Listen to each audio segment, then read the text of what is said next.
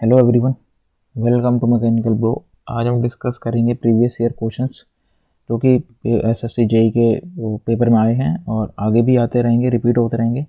तो इनका थोड़ा रिवीजन कर लेते हैं और देखते हैं ये इनका जो सॉल्यूशंस है और थोड़ा इनकी एक्सप्लेनेशन। पहला क्वेश्चन है, when the load on engine increases it become necessary to increase the supply of working fluid, and when load decreases less working fluid is required. The supply of the working fluid to the engine is controlled by a, तो हमको पता है ये जो है वो करता है गवर्नर। गवर्नर का क्या फंक्शन है, जब इंजन पर लोड बढ़ता है तो शाफ्ट की स्पीड जो है वो कम हो जाती है और जो बोल सकते हैं जो फ्यूल सप्लाई है वो बढ़ जाता है, और वाइस वर्सा इसका उल्टा होता है। जब लोड जो है डिक्रीज़ होता है तो स्पीड जो है शाफ्ट की वो इंक्रीज़ हो जाती है और जो सप्लाई है फ्यूल की वो कम हो जाती है। तो यहाँ पर जो है, और ये जो गवर्नर है ये कंट्रोल करता है थ्रोटल वाल्व को। जो थ्रोटल वाल्व क्या करता है, सप्लाई को कंट्रोल करता है। तो ऑप्शन बी जो है ये सही होना चाहिए, गवर्नर। नेक्स्ट क्वेश्चन है question number 2, when the sleeve of a porter governor move upward the governor speed. तो पाउटर गवर्नर जो है वो मॉडिफाइड गवर्नर है वॉट गवर्नर का। तो जब इसकी स्लीव अपवर्ड जाएगी तो इसकी स्पीड बढ़ेगी और जब डाउनवर्ड आएगी तो स्पीड डिक्रीज होगी। तो अपवर्ड पूछा है यहाँ पर, तो स्पीड जो है इसकी इंक्रीज होगी। नेक्स्ट क्वेश्चन है question number 3, in railway axle boxes the bearing use. तो हमको पता है साइक्लोइडल रोलर बेयरिंग होती है, ऑप्शन में भी है साइक्लोइडल रोलर बेयरिंग, तो इसको टिक लगाएंगे। नेक्स्ट क्वेश्चन है क्वेश्चन नंबर 4, अगर आपको लगता है कि क्वेश्चन अगर मैंने गलत लगाया है आंसर पे टिक, तो आप मुझे कमेंट करके बता सकते हैं। नेक्स्ट क्वेश्चन है question number 4, the included angle for we belt is usually. ये काफ़ी बार रिपीट हुआ है, 10-15 बार रिपीट हुआ है और कॉमन सा क्वेश्चन लगता है मेरे को। 30 डिग्री टू 40 डिग्री इसका ऑप्शन होगा, आंसर होगा। वी बेल्ट का जो एंगल होता है तो ये 30 से 40 डिग्री के बीच में होता है। नेक्स्ट क्वेश्चन है question 5, cotter joint is used to connect to rod which are in. तो टेंशन या कंप्रेशन में होती हैं जो कॉटर जॉइंट जो है वो उन रॉड को कनेक्ट करता है। तो टेंशन ओनली नहीं होगा, कंप्रेशन भी नहीं होगा, टेंशन एंड कंप्रेशन ओनली दोनों को करता है ये। तो ऑप्शन सी जो है वो करेक्ट है। नेक्स्ट क्वेश्चन है question number 6, which of the following bearing can take large thrust load. हमको पता है एंगुलर कॉन्टैक्ट बेयरिंग जो है वो ज़्यादा थ्रस्ट लेती है। ऑप्शन है डीप फिलिंग, सेल्फ और एंगल। तो ये एंगुलर जो है ये करेक्ट ऑप्शन है। नेक्स्ट क्वेश्चन 7, तो जो अभी तक जितने भी क्वेश्चन कर रहे हैं सारे के सारे थ्योरेटिकल बेस्ड क्वेश्चन थे। थ्योरी के बेस अगर आते हैं तो ठीक है, नहीं आते तो ये रिवीजन करोगे तो याद हो जाएंगे और बहुत ही सिंपल सी चीज़ थी ये। नेक्स्ट क्वेश्चन है, which of the following standard statement regarding moisture gear is correct, these are employees for. तो मिनिमम बैकलैश नहीं होगा, ग्रेट स्पीड रिडक्शन भी नहीं होगा, इक्वल स्पीड है। हाँ, मॉइस्चर गेयर में क्या होता है, स्पीड जो है वो इक्वल रहती है, तो ऑप्शन सी जो है करेक्ट है। Next question 8, regarding journal bearing under film lubrication condition which of the following statement is correct, frictional resistance is proportional to the speed of rotation होता है, directly proportional to the pressure नहीं होगा, independent of the area ये भी नहीं, proportional to the speed of rotation। तो ये option C जो है ये करेक्ट है। नेक्स्ट क्वेश्चन है question number 9, the power from the engine to the rear axle of an automobile is transmitted by means of। तो इंजन से rear axle में पावर कैसे ट्रांसमिट होती है ऑटोमोबाइल में, तो worm and worm wheel, spur gear, bevel gear, hook joint. यहाँ पर हुक जॉइंट होना चाहिए। अगर आपको लगता है कि और कुछ होना चाहिए तो मुझे बता सकते हैं, मेरे हिसाब से तो हुक जॉइंट ही होगा यहाँ पर। नेक्स्ट क्वेश्चन है question number 10, the minimum required center distance of two mating spur gear is decided based on। तो ये bending strength of the gear material पे डिसाइड होता है। तो surface compressive strength of the gear material नहीं होगा, bending strength, ये option B जो है ये करेक्ट है। नेक्स्ट क्वेश्चन है question number 11, for high speed engine the cam follower should move with, तो जो ये मूव होती है वो साइक्लोइडल मोशन करती है, यूनिफॉर्म मोशन वेलोसिटी नहीं होगा, सिंपल एसएचएम नहीं होगा, यूनिफॉर्म एक्सेलरेशन एंड रिटार्डेशन नहीं होगा, ऑप्शन डी जो है करेक्ट होगा। नेक्स्ट क्वेश्चन है question number 12,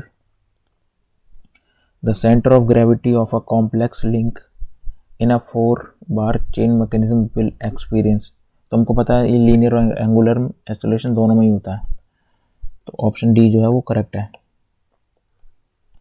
next question 13, the process of making hollow casting of desired thickness by permanent mould without using core, बिना कोर के यूज़ करे, तो ये हमको पता है स्लैश कास्टिंग में कोर का यूज़ नहीं होता है, ऑप्शन में भी है यहाँ पे स्लैश कास्टिंग, ये ऑप्शन होगा हमारा। Question number 14, according to Indian standard specification a plain carbon steel designated by 40C8 means that percentage of carbon content, तो हमको पता है 0.35% से लेके 0.45% के बीच में होता है, ऑप्शन बी। नेक्स्ट क्वेश्चन है, the directional solidification in casting can be improved by using, तो ये जो है चिल्स एंड पैडिंग जो है इसी के थ्रू होता है सॉलिडिफिकेशन जो है, ऑप्शन बी जो है वो करेक्ट है। Next question number 16, the relationship between tool life T and cutting speed V is expressed as where and C are constant, तो हमको पता है टेलर्स टूल लाइफ जो है उसकी इक्वेशंस, टेलर्स टूल लाइफ जो इक्वेशन है क्या है, we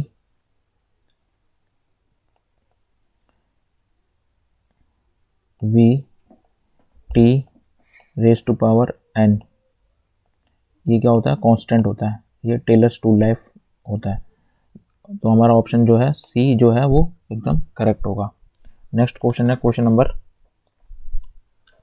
17, consumable electrode is used in, तो ये मिग वेल्डिंग में होता है, कंज्यूमेबल टिग में नहीं होता है, सबमर्ज कार्बन ये मिग में होता है। नेक्स्ट क्वेश्चन है 18, द पर्पस ऑफ चैपलेट, तो चैपलेट का क्या पर्पस है, सब कोर्स को सपोर्ट करता है, तो वहाँ पर जो option just like chill to ensure directional solidification to provide efficient venting to support the cores, तो ऑप्शन सी जो है वो करेक्ट है, to join upper and lower part of the moulding box, तो सी जो है यहाँ करेक्ट है। नेक्स्ट क्वेश्चन है question number 19, the process used for relieving the internal stresses previously set up in the metal and for increasing machinability of steel is, a process annealing में होता है, तो नॉर्मलाइजिंग नहीं होगा, फुल एनीलिंग नहीं होगा, process annealing, यहाँ पर जो एनीलिंग ये जो ऑप्शन है सी करेक्ट है। Next question number 20, the centre of gravity of the volume of the liquid displaced by the immerse body is called, इसको हम बोलते हैं centre of buoyancy, option B जो है वो करेक्ट है। नेक्स्ट क्वेश्चन है, according to Bernoulli's equation, Bernoulli's equation को पता क्या होती है, z plus P upon W plus V square half V square upon G, तो ये जो है ये करेक्ट है, ऑप्शन ए, ये कांस्टेंट होता है, यहाँ पर ऑप्शन ए जो है वो करेक्ट है। नेक्स्ट क्वेश्चन है question number 22, any change in load is adjusted by adjusting following parameter on turbine, तो फ्लो इसका आंसर होगा absolute velocity, blade velocity, netted flow, option ठीक है D option. Next question 23, to avoid cavitation in centrifugal pump, तो centrifugal pump में cavitation को avoid करने के लिए क्या करना पड़ता है, सक्शन प्रेशर जो है उसको हाई करना पड़ता है, तो यहाँ पर ऑप्शन है हमारा suction pressure should be low नहीं होगा, delivery pressure should be low नहीं होगा, suction pressure should be high, तो सक्शन प्रेशर जो है वो हाई होना चाहिए एटमॉस्फेरिक प्रेशर से, ऑप्शन सी जो है वो करेक्ट है। नेक्स्ट क्वेश्चन है question number 24, the efficiency of a centrifugal pump is maximum when its blade are, तो उसकी मैक्सिमम एफिशिएंसी कब होती है, जब ब्लेड जो है वो बेंट बैकवर्ड होंगे, बेंट फॉरवर्ड नहीं होगा, बेंट बैकवर्ड ये ऑप्शन में है, तो ये बी ऑप्शन ठीक है। Next 25, during the opening of a valve in a pipeline the flow is, तो पाइपलाइन खोलते ही तो जो फ्लो होता है वो क्या होता है, स्टडी फ्लो हो जाता है। तो यहाँ पर जो ऑप्शन है स्टडी फ्लो, ऑप्शन ए जो है वो करेक्ट है। Next question 26, loss of energy per unit volume due to friction in case of flow through a pipe at length L and diameter D is expressed as, तो हमको पता है frictional loss क्या होता है, 4F L V square upon 2GD होता है। तो ऑप्शन यहाँ पर इस किसको मैच कर रहा है, ये ऑप्शन ए, ये हमारा करेक्ट है।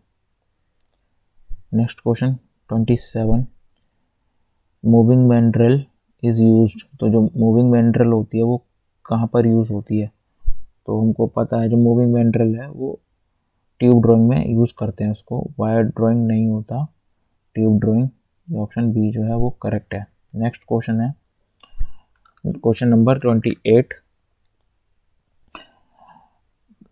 crater wear takes place in a single point cutting tool at, तो जो क्रेटर वियर है वो फेस की तरफ होता है, तो ऑप्शन सी जो है वो करेक्ट होगा।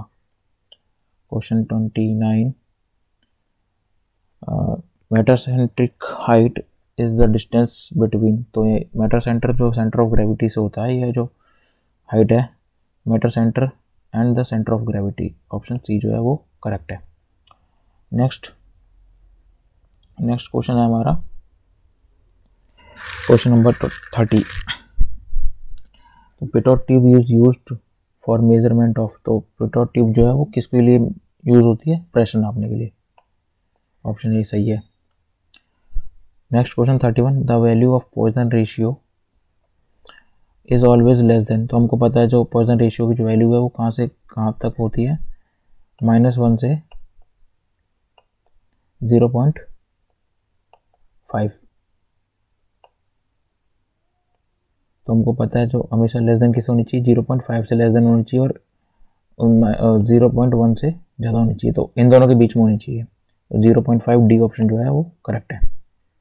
Next question 32, a cylinder is said to be thin if the thickness to the diameter is less than, तो यहाँ पर जो पूछा गया है सॉरी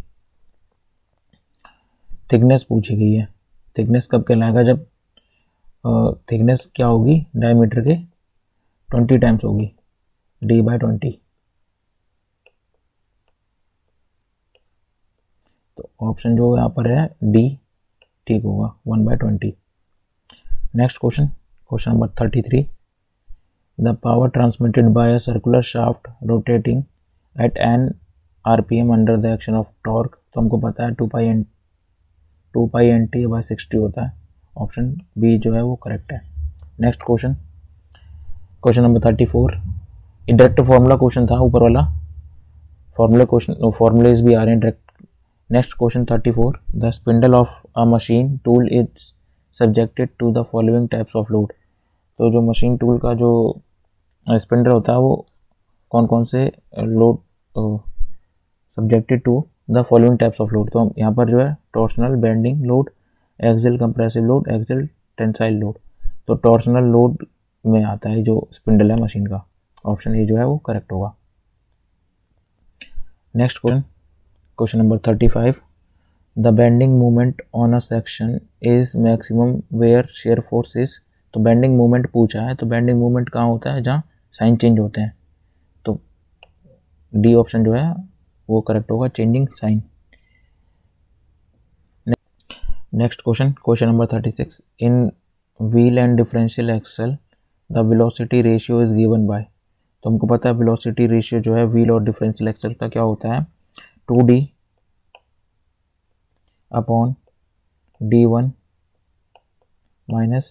- D2। तो यहाँ पर जो ऑप्शन है ऑप्शन सी जो है वो करेक्ट है। नेक्स्ट क्वेश्चन, ये भी डायरेक्ट फॉर्मूला बेस्ड क्वेश्चन था। Next question 37, acme thread are generally used in. तो जो अकेम थ्रेड होते हैं वो कहाँ पर यूज होते हैं? स्क्रू कटिंग में होते हैं, लेथ में। तो ऑप्शन देखते हैं, railway carriage coupling, spindle of bench vice, screw cutting, lathe, feed mechanism of machine tool. तो यहाँ पर जो ऑप्शन सी जो है वो सही है, स्क्रू कटिंग लेथ में यूज होते हैं acme thread. Next question, question number 38 numerical है। In a Hartnell governor 800 newton force is exerted on the sleeve at minimum radius and 1200 Newton force is exerted at maximum radius. If the sleeve lift is 20 mm, the value of spring stiffness। तो spring stiffness की value बतानी है।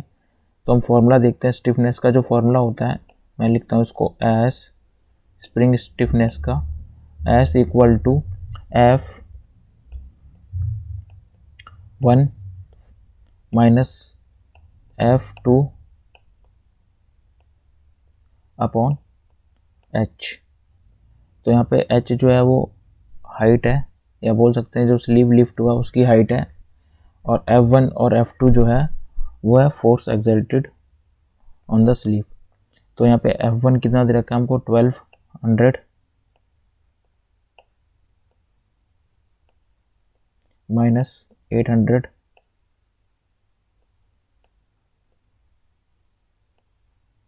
Upon, और height है वो है 20 mm।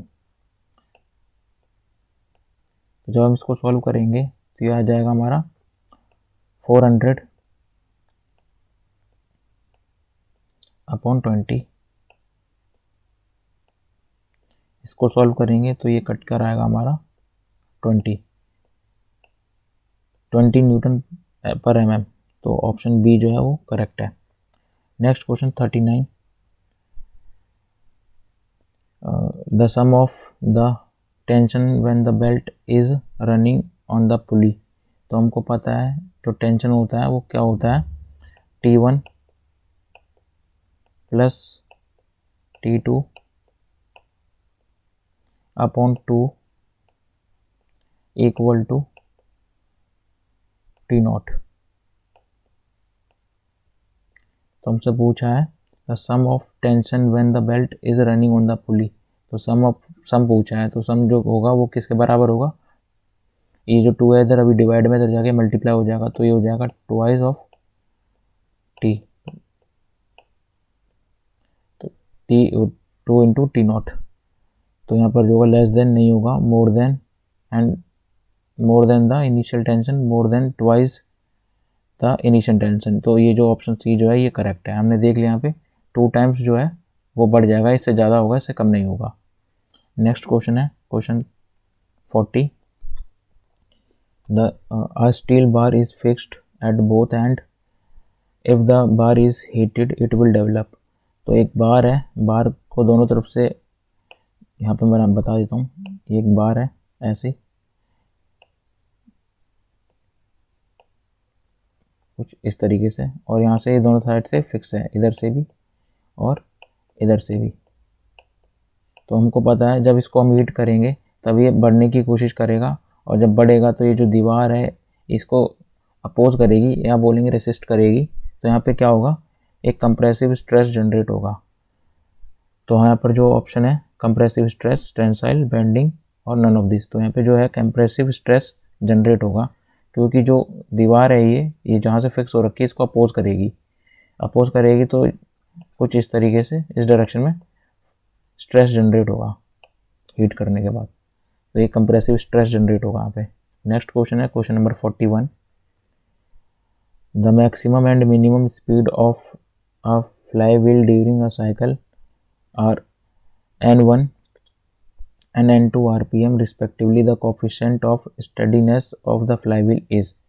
तो हमको पता है इसका जो फॉर्मूला होता है वो होता है N1 plus N2 divided by twice into N1 minus N2। तो यहाँ पर हम देख सकते हैं, यहाँ पर जो ऑप्शन हमारा बी जो है वो एकदम करेक्ट है। Next question, question 42, for a screw the angle of helix alpha is related to the lead L and mean screw thread diameter DS। तो हमको यहाँ पे पता है एक tan अल्फा जो होता है वो L/πd होता है। tan अल्फा जो होता है वो क्या होता है, L/πd।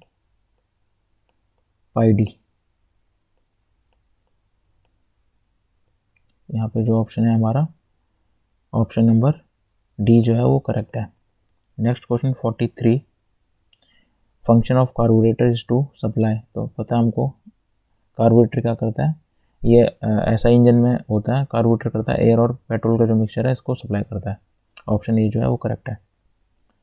Next question, question 44, in diesel engine the suction contain. तो सक्शन स्ट्रोक में क्या होता है, सिर्फ एयर होती है।